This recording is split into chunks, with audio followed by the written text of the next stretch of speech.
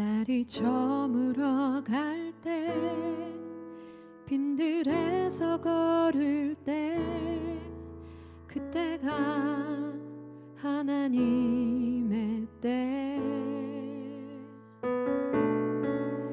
내 힘으로 안 될 때 빈손으로 걸을 때 내가 고백해 여호와 이래 날이 저물어 갈 때 빈들에서 걸을 때 그때가 하나님의 때 내 힘으로 안 될 때 빈손으로 걸을 때 내가 고백해 여호와 이래 주가 일하시네 주가 일하시네 주께 아끼지 않는 자에게 주가 일하시네 주가 일하시네 신뢰하며 걷는 자에게 우리 모인 이곳에 주님 함께 계시네 누리네 아버지 은혜 적은 떡과 물고기 내 모든 걸 드릴 때 모두 고백해 여호와 이래 주가 일하시네 주가 일하시네 주께 아끼지 않는 자에게 주가 일하시네 주가 일하시네 신뢰하며 걷는 자에게 주가 일하시네 주가 일하시네 주께 아끼지 않는 자에게 주가 일하시네 주가 일하시네 신뢰하며 걷는 자에게 신뢰하며 걷는 자에게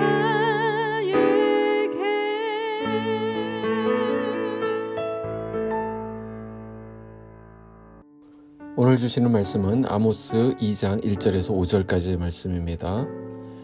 여호와께서 이와 같이 말씀하시되 모압의 서너 가지 죄로 말미암아 내가 그 벌을 돌이키지 아니하리니 이는 그가 에돔 왕의 뼈를 불살라 죄를 만들었음이라. 내가 모압에 불을 보내리니 그리옷 궁궐들을 사르리라. 모압이 요란함과 외침과 나팔 소리 중에서 죽을 것이라. 내가 그 중에서 재판장을 멸하며 지도자들을 그와 함께 죽이리라. 여호와께서 말씀하시니라. 여호와께서 이와 같이 말씀하시되 유다의 서너 가지 죄로 말미암아 내가 그 벌을 돌이키지 아니하리니 이는 그들이 여호와의 율법을 멸시하며 그 율례를 지키지 아니하고 그의 조상들이 따라가던 거짓 것에 미혹되었음이라. 내가 유다에 불을 보내리니 예루살렘의 궁궐들을 사르리라. 아멘.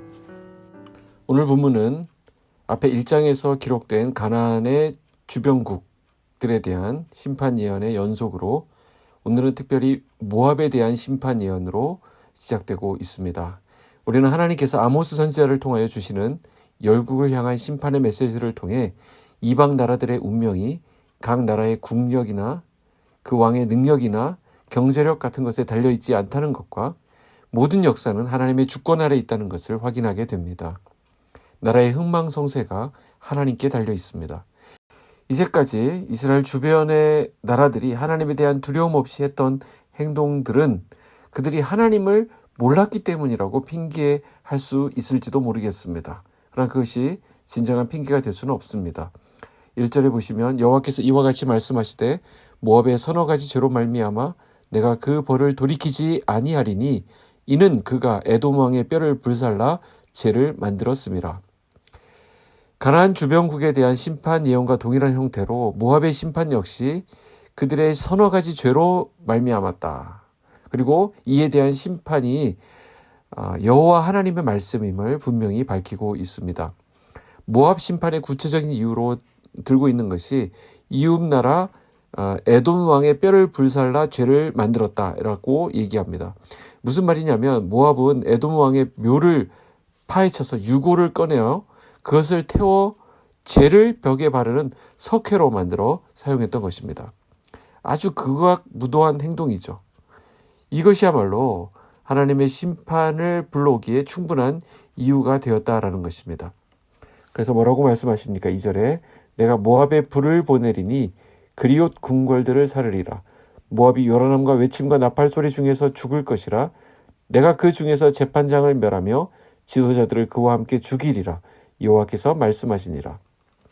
여기 보면 심판의 형태를 세 가지로 구분해서 생동감 있게 기록하고 있습니다. 먼저는 시각적 효과입니다. 수도인 그리옷이 불타버릴 것이다. 이렇게 말하고요. 두 번째는 청각적 이미지입니다. 전쟁과 혼란의 소리와 부르짖음으로 그곳이 가득 차게 될 것이라고 말씀합니다. 마지막으로 심판의 주 대상이 서민들이 아니라 지도자들임을 분명히 말합니다. 3절에 내가 그 중에서 재판장을 멸하며 지도자들을 그와 함께 죽이리라 이렇게 말하죠. 자, 이로써 이스라엘의 주변 6개국의 심판을 마치고요. 남유다와 북이스라엘을 향한 심판 예언이 시작됩니다. 4절에 보시면 여호와께서 이와 같이 말씀하시되 유다의 서너 가지 죄로 말미암아 내가 그 벌을 돌이키지 아니하리니 이는 그들이 여호와의 율법을 멸시하며 그 율례를 지키지 아니하고 그의 조상들이 따라가던 거짓 것에 미혹되었음이라. 주변국들에 대한 심판 예언과 같은 형식입니다. 먼저는 서너 가지 죄로 말미암은 유다의 심판 예언이 여호와 하나님의 말씀임을 분명히 밝히고 있습니다. 이어서 그들이 범한 독립적인 범죄의 내용을 기록하는데요. 첫째로 그들은 여호와의 율법을 멸시하며 그 율례를 지키지 않았다라는 것이고, 둘째로 그의 조상들과 같이 거짓 것에 미혹이 되었다라고 말합니다. 여기서 우리는 하나님의 택한 백성, 즉 선민이라고 해서 무조건적인 용서만 주어지는 것이 아니라는 것과 이들 역시 심판의 대상이 될 수 있다는 사실을 확인할 수 있습니다. 더 나아가서 이들을 향한 심판의 척도는 다른 이방 나라들과 다릅니다. 그들은 철저히 율법에 근거해서 심판을 받게 되는 것을 확인할 수 있습니다. 하나님의 백성과 세상 사람들의 차이가 바로 이것입니다. 하나님께서 이스라엘에 대해서 지적하시는 부분은 분명하죠. 그들이 율법을 멸시하여 그 율례를 지키지 않고 우상에 미혹되었다라는 것입니다. 남유다는 하나님의 언약 백성들입니다. 그러나 그들은 하나님이 율법으로 보호해 주신 그 울타리가 마음에 들지 않았던 것이죠. 그렇다고 하나님을 대놓고 부정할 수는 없었습니다. 그래서 교묘하고 아주 그럴듯하게 하나님의 말씀을 왜곡시키고 자기들 입맛에 맞는 대로 맞추어 살아갔습니다. 결과적으로는 하나님 말씀과 거리가 먼 삶을 살면서 하나님이 자기들에게 복을 주실 것이다 라고 생각을 했습니다. 하나님께서 택한 선민들이었지만 유다에게 이어질 심판의 형태는 이방에게 나타난 심판의 형태와 전혀 다르지 않습니다. 그들에게도 불이 내립니다. 5절 보시면 내가 유다에 불을 내리리니 예루살렘의 궁궐들을 사르리라. 하나님은 하나님의 백성이라고 하면서도 하나님의 말씀을 외면하고 살았던 유다를 철저히 심판하시고 또 무너뜨리겠다 말씀하십니다. 그러나 하나님께서 하나님의 백성을 심판하시는 목적은 그들을 망하게 하고 없애버리려는 것이 아닙니다. 하나님의 백성들을 향한 심판은 언제나 회복을 전제로 하고 있는 것이죠. 우리가 누구입니까? 우리는 하나님의 말씀을 받은 하나님의 사람들입니다. 오늘 우리의 삶의 근거는 그래서 말씀이 되어야 합니다. 이 말씀은 우리를 곤란하게 만드시려고 주신 것이 아닙니다. 우리에게 오히려 복이 되도록 주신 것입니다. 그래서 말씀을 가지고 있으면 우리에게 풍성함이 있습니다. 우리가 하나님을 온전히 누릴 수 있습니다. 말씀 안에 좋은 것이 다 들어있기 때문입니다. 우리를 살게 하는 말씀, 오늘 하루를 승리하게 하는 것이 전부 이 말씀 안에 들어있다라는 말입니다.